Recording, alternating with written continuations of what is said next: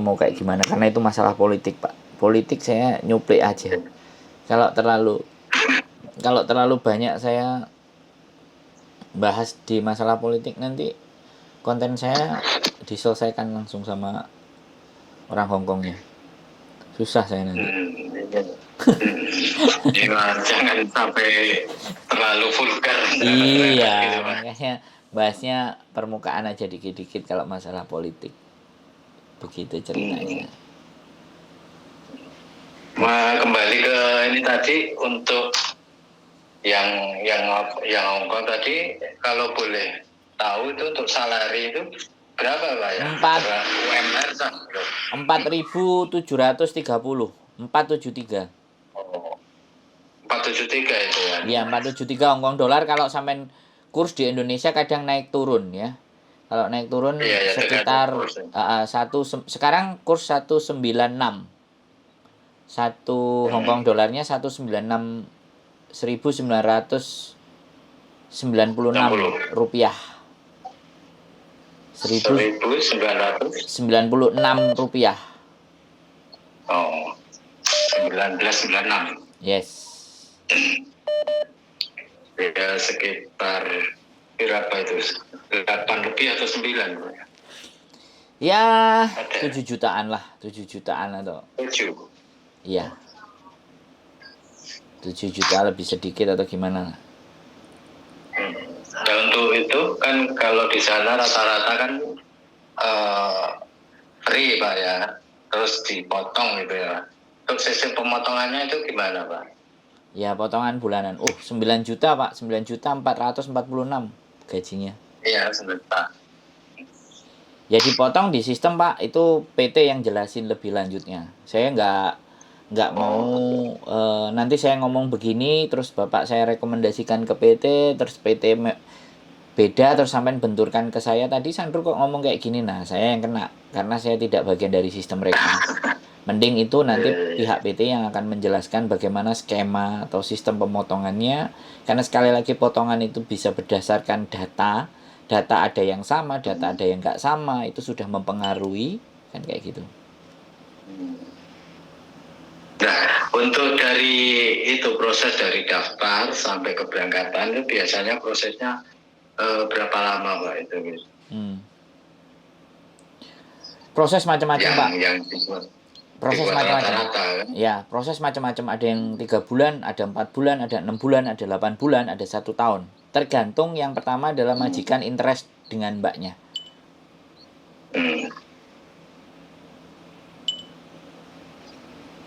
Kalau lebih dari 1 tahun berarti gak payu gitu Pak ya.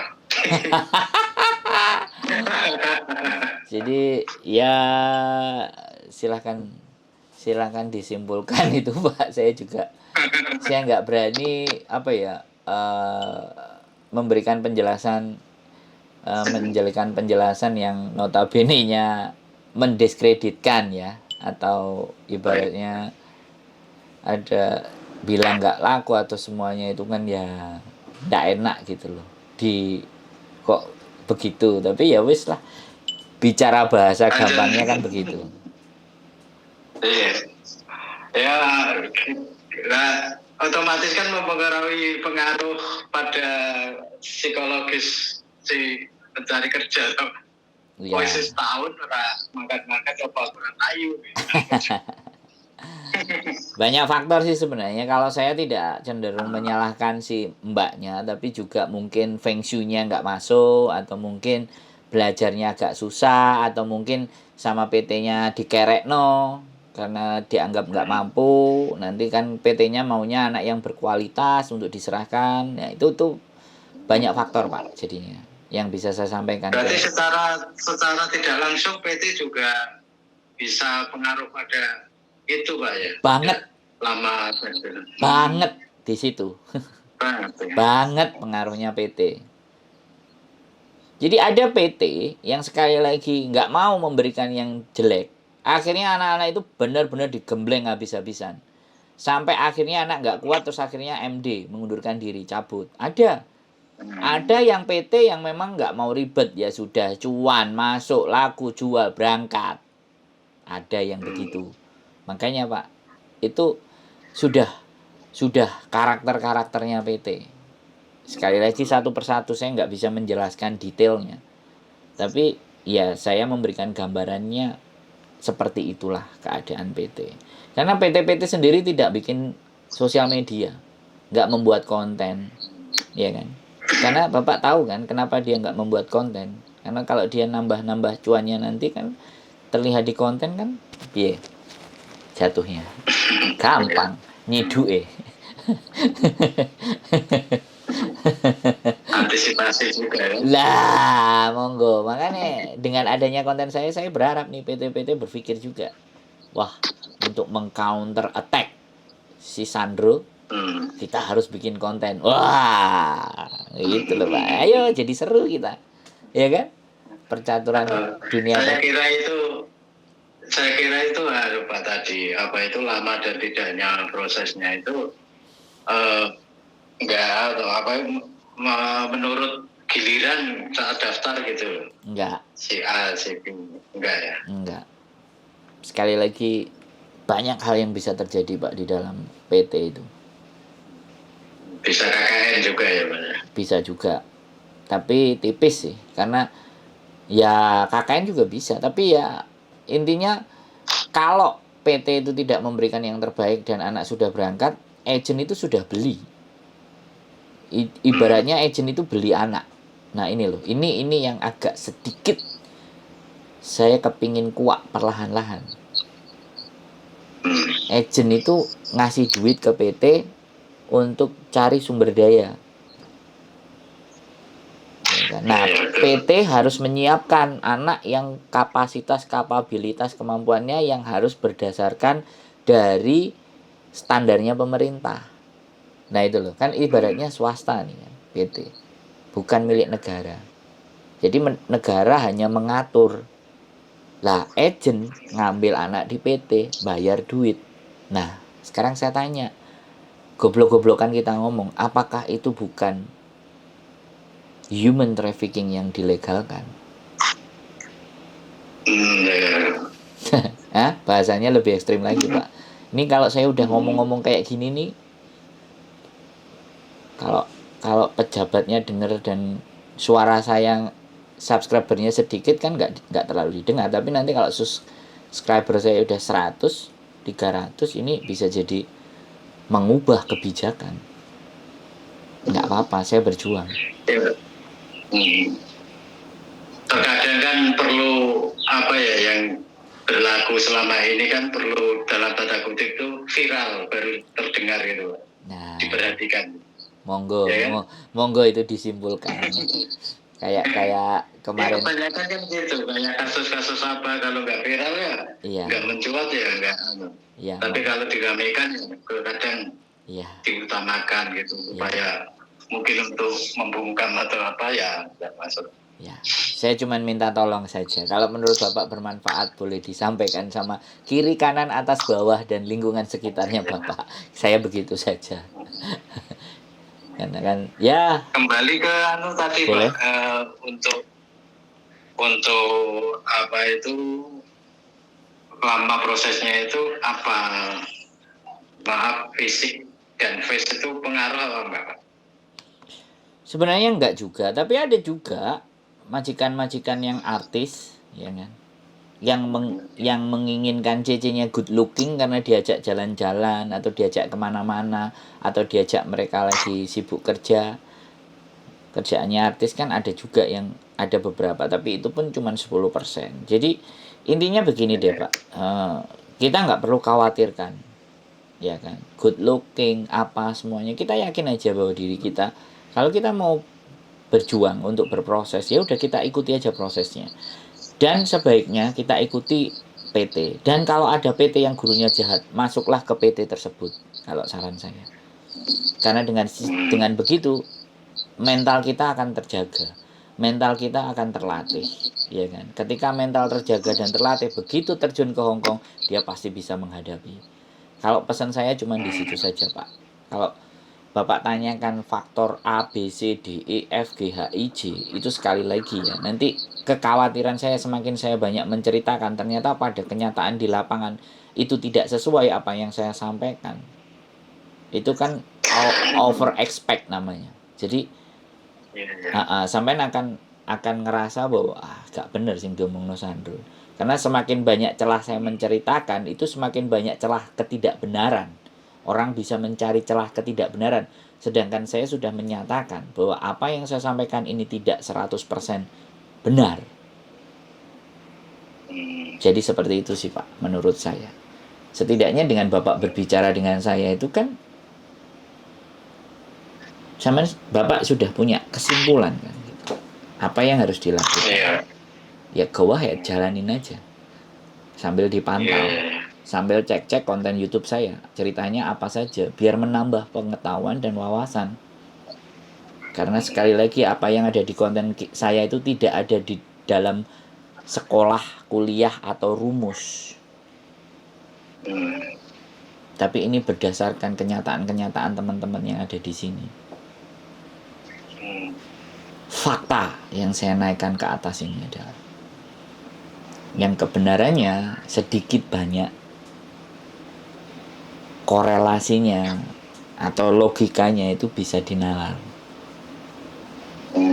Begitu ceritanya Bapak. Ya, betul. Untuk ini yang kan sekarang itu banyak PT-PT Pak, baik itu legal atau ilegal. Itu yang legal atau ilegal itu bisa di tracking Pak. Maksudnya si PT ini legal gitu, atau ke Disnaker Kerentan.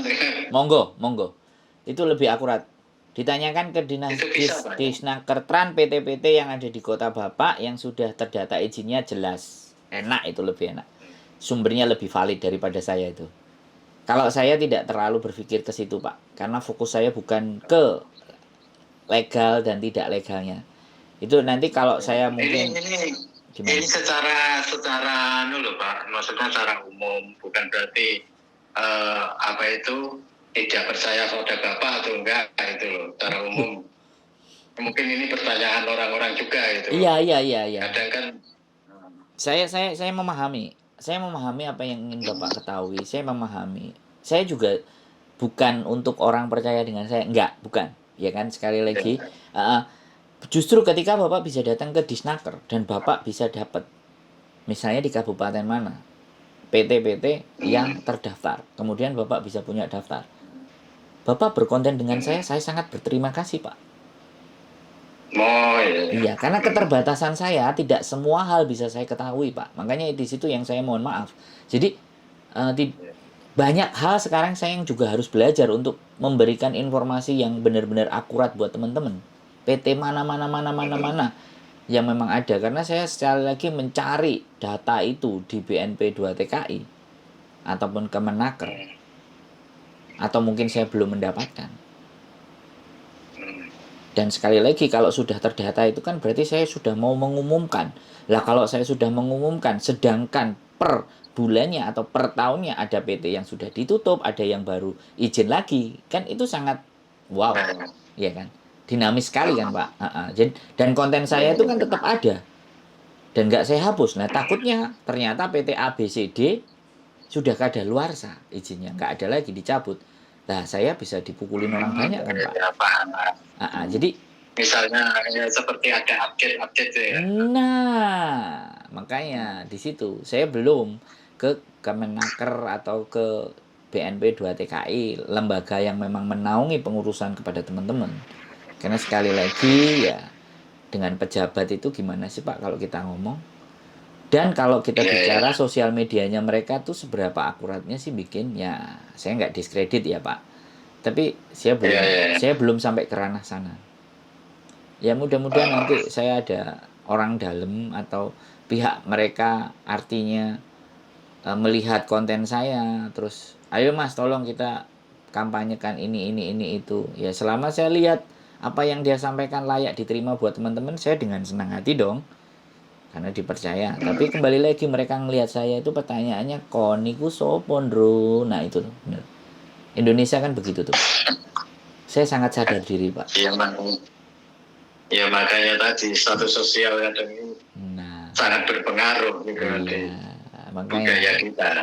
Indonesia tercinta, tanah air beta. Jadi bagaimanapun saya akan menghormati dan menghargai itu aja. Kita harus cari ilmu, cari pengetahuan, kumpulkan informasi selengkap-lengkapnya, sedetail-detailnya, baru melangkah. Go ahead. Begitu ceritanya Bapak.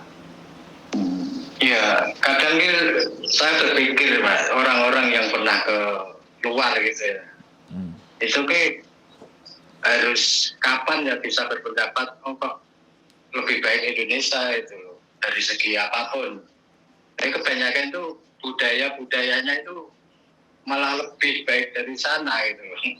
Di Indonesia begitu pulang begitu sampai sana itu kayak dari budaya disiplin, dari budaya apapun gitu, seringkali itu kita kalah jauh gitu.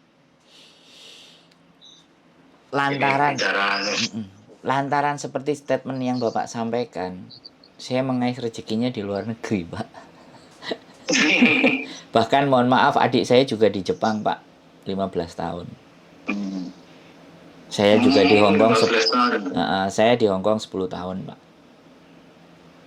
Istri saya di Hong Kong 20 tahun, Pak. Pulang ke Indonesia ya ziarah. Ya karena kita tidak bisa merubah sistem. Jadi karena tidak bisa merubah sistem, makanya saya bikin suatu cara di mana bikin konten. Ya nggak tahu konten itu akan kapan nanti banyak orang yang melihat, banyak orang yang merasakan manfaatnya. Tapi saya nggak muluk-muluk. Orang-orang sedikit di sekitar saya sudah dapat informasi yang bagus, sudah biarkan malaikat di punggung sebelah kanan saya yang nyatet sendiri. Entah baik entah enggak. Intinya saya melakukan apa yang saya bisa, apa yang saya mampu hari ini. Nggak ditunda-tunda, nggak besok-besok, nggak lusa-lusa. Itu aja. Ya, itulah ketulusan. Nah, jadi ya gitu Pak. Karena banyak sisi dari teman-teman ini kalau diceritakan itu terenyuh Pak. Hati ini kayak teriris Pak. Ya, makanya. Tapi pertanyaannya, emang kamu siapa? Kamu bisa berbuat apa? Kan pertanyaan kembali lagi, kalau di situ lagi kan ya kita nggak action toh Pak. Jadi saya nggak mementingkan status sosial, siapa saya, bagaimana saya. Intinya saya bisa membuat mereka tenang, membuat mereka lega, mereka merasa apa yang saya sampaikan bisa bernilai buat mereka, walaupun itu cuma satu orang enough. Nah, untuk meleverage-kan, untuk menghasilkalikannya kan tinggal saya taruh di konten, biar siapapun bisa mengkonsumsi itu, kan itu saja sih Pak. Saya nggak muluk-muluk, nggak banyak-banyak. Pokoknya teman-teman waspada, berhati-hati, dan terus belajar, jangan pernah berhenti, dan teruslah menggali informasi, karena pengetahuan is power. Kalau kita punya pengetahuan, ya kita punya kekuatan, itu hari ini. Kalau zaman primitif dulu, kan kekuatan itu dari kesaktian, semedi, ngelakoni, tirakat. Nah, sekarang dari pengetahuan. Semakin banyak pengetahuan kita, ya untuk terjerumus, ya kemungkinannya sedikit. Kalau ataupun terjerumus, kita bangkit lagi. Ya walaupun itu tidak 100%. Jadi sementara itu, jadi tidak ada kewajiban orang lain untuk percaya dengan saya. Tapi kekonsistenan saya dalam membuat konten, orang jadi tahu seberapa besar anak ini konsisten terhadap apa yang dia lakukan, kan begitu nilainya, Pak. Iya, saya seneng di sini saya rambutnya kunciritan, pakai celana pendek, sandalan jepit, saya sudah bisa bekerja. Tapi kalau di Indonesia, saya tanya, dengan penampilan yang seperti itu, jangankan kayak gitu, kita mau bantuin jualan tempe penyet aja, tampangnya nggak ganteng, sandalan jepit, celana cekak, datang-datang nyari pekerjaan sama saya, siapa lo? Ya enggak. Tapi di sini tidak begitu, Pak. Nah, begitu. Budaya kita kan seringkali dia hanya melihat siapa kamu, bukan apa yang kamu katakan gitu kan. Siap. Bapak pinter sekali. Makanya saya cari rezeki di luar aja, Pak. Saya nggak mampu cari rezeki di dalam, Pak. Nggak dianggap. lagi yang susah di sini ya. Udah terlanjur di luar ya. Betah-betah no. Enak. Gitu. Jadi seperti itu ceritanya Bapak. Kira-kira 1 jam informasi yang saya sampaikan apakah masih belum cukup buat Bapak? Nanti yang bersangkutan boleh dikasih nomor saya berkomunikasi, tapi kalau ingin diproses ya boleh Bapak kirimkan KTP yang bersangkutan, nanti biar ditelepon pakai nomornya Bapak atau nomornya yang bersangkutan, monggo. Itu kalau mau dibantu dengan kami. Dan saya sangat mohon maaf keterbatasan waktu saya untuk bisa menjawab, karena ini ada anak yang kehilangan KTP dan ketika KTP-nya mau diminta, yang megang KTP-nya minta duit. Nah, ini kan bagian dari pemerasan. Saya juga harus segera tangani. Kasihan mbaknya yang kehilangan KTP dan yang menemukan ini mau mencoba memeras. Kita coba cari tahu ada apa ini. Ini bagian dari kasus. Makanya saya tahan dulu tadi ngomong sama Bapak. Nah, sekarang saya sampaikan. Ya, saya sekali lagi mohon maaf. Ada hal yang harus lebih penting untuk saya kerjakan buat teman-teman. Sekali lagi dengan sangat mohon tidak mengurangi rasa hormat saya sama Bapak. Saya akan matikan teleponnya. Saya angkat teleponnya si mbaknya. Sehat selalu Bapak ya. Terima kasih atas waktunya. Sama-sama Pak. Terima kasih. Selamat sore. Yuk, bye-bye.